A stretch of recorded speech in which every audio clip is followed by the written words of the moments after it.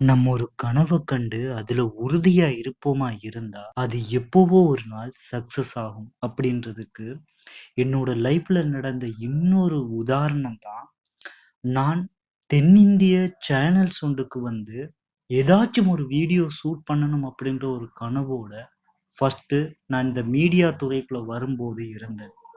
அப்ப எப்படி நான் ஷூட் பண்ண போறேன், எப்படி அந்த வாய்ப்பு கிடைக்கப் போகுதுன்னுலாம் எனக்கு தெரியாது.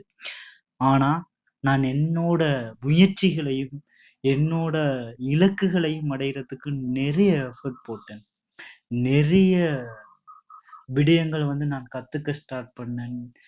மீடியா துறையிலேயே வந்து கொஞ்சமா வந்து ஒவ்வொரு விடயங்களையா நான் செஞ்சுட்டு போகும்போது, ஒரு நாள் எனக்கு தெரிந்த ஒரு அண்ணா மூலமா, ஜீ தமிழ் சரிகமபாவுல பாடுற வர்ஜாட வீடியோவ ஷூட் பண்றதுக்குரிய ஒரு வாய்ப்பு ஒண்ணு கிடைக்குது. அந்த ப்ரொமோ வீடியோவ இங்க ட்ரிங்கோமலையிலிருந்து ஷூட் பண்றதுக்குரிய ஒரு வாய்ப்பு கிடைச்ச உடனே, எனக்கு அத நம்புறதுக்கே ஒரு நாள் தேவைப்பட்டது.